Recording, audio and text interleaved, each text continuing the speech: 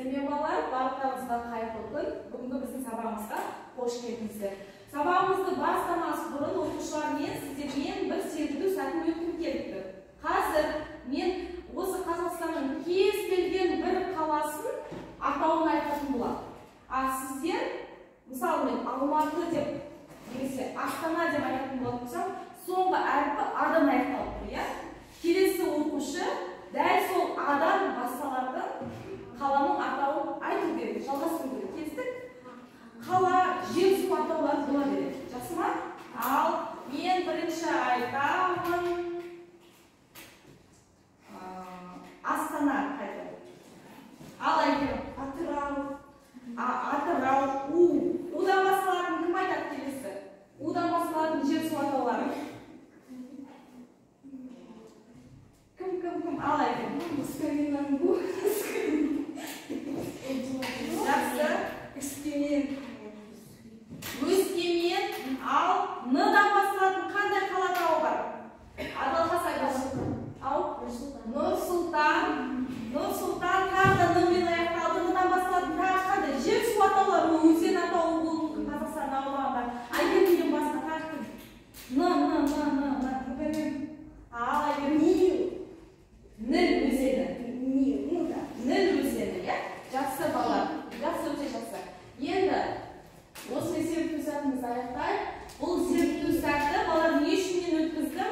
Қазақстанның қалаларына байланысты. Себебі біздің бүгінгі өтіп жатқан бөлім саяхат және демалыс. Сол себепті осы Қазақстанның қалаларына байланысты зерттеу сәтін сіздермен өткізген болатынмын. Бүгінгі сабағымыздың мақсаты әлеуметтік тұрмыстық, әлеуметтік мәдени, тарихи тақырыптарға байланысты диалог монологтегі ол әр мәтіні, хабарлама, жарнама, хабарландыру, осы мәтіндердегі көтерілген мәселелерін түсіндіресіздер. Одан кейін екінші, сөз ішіндегі және сөз аралығындағы ілгерінді, кейінді және тоғыспалы ықпал заңдылықтарына сәйкес айта білу. Осы мақсат бойынша мен сіздерді бағалайтын боламын. Енді қазір балалар тыңдалым. Бізде бірінші тапсырма тыңдалым, бірақ тыңдалымнан бұрын тыңдалым алды сөздік жұмысын сіздермен мен жасағым келді. Ол сөздік жұмысы қандай? Мен белгілі бір сөздер дайындап қойдым. Ол сөздер қазір тыңдалым тапсырмасында келеді. Оны сіздер түсінбей қалуларыңыз мүмкін. Сол үшін біз алдын ала тыңдалым алды. Сол сөздердің мағынасын ашып алайық. Жақсы ма? Қалай қарайсыздар? Келісесіздер ма? Жақсы. Онда мен бүгін мейірім қоржынын алдым. Мейірім қоржынын, яғни жүрек формасында. Мейірім қоржыны, бұның ішінде сөздер берілген. Осы сөздерді қазір әрқайсыларыңыз топтың әр басшылары шығарсыздар, бір сөзден аласыздар. Бұл сөздер бізге тыңдалымда келетін сөздер. Жақсы ма? Ал бірінші Адалқасын алады. Кім алады?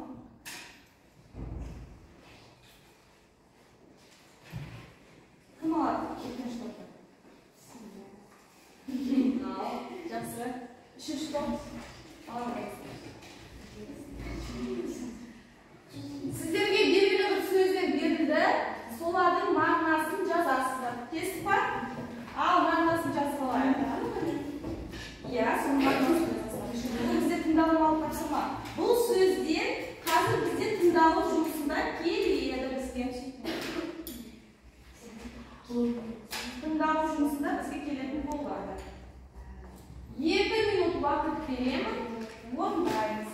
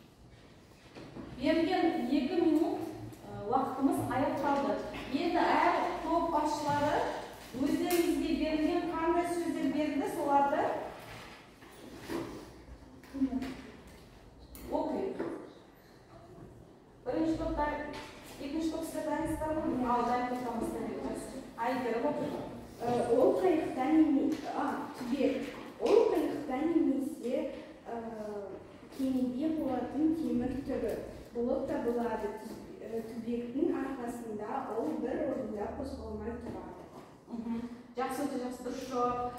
Түбек дегенді өз көздеріңізбен көргендеріңіз бар ма, немесе интернеттен, киноларда көрдіңіздер ма?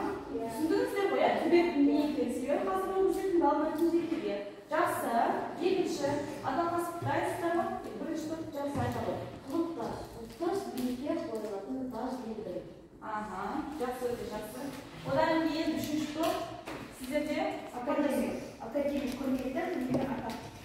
Құрметті ғылыми атақ академик деген. Жақсы балалар, бұл сөздер сіздерге қиындық тудырды ма? Бұл сөздердің мағынасын ашуға сіздерге қиындық тудырды ма? Жоқ. Жақсы, керемет. Ары қарай жалғастырамыз. Балалар, жаңағы сабақтың мақсатына байланысты мұнда көрсетілгендей бағалау критерийлері. Сіздерді қандай жағдайда мен бағалаймын? Жақсы ма? Тақтаға қарап аламыз. Әлеуметтік мәдени тарихи тақырыптарға байланысты мәтінде көтерілген мәселені түсіндіріп айта алады. Одан кейін сөз ішіндегі және сөз аралығындағы ілгерінді, кейінді ықпал заңдылықтарын біледі. Бұл бізде тыңдалым тапсырмасын орындаймыз қазір. Берілген мәтінге сәйкес кіріспе негізгі және қорытынды бөлімдерді қамтитын қарапайым жоспар құра алады. Осы критерийлер бойынша бүгін сіздер бағаланатын боласыздар. Жақсы. Енді ары қарай әр топқа тыңдалым тапсырмасын жазбаша түрде мен сіздерге беремін. Тыңдалым тапсырмасын мұқият оқып шығамыз.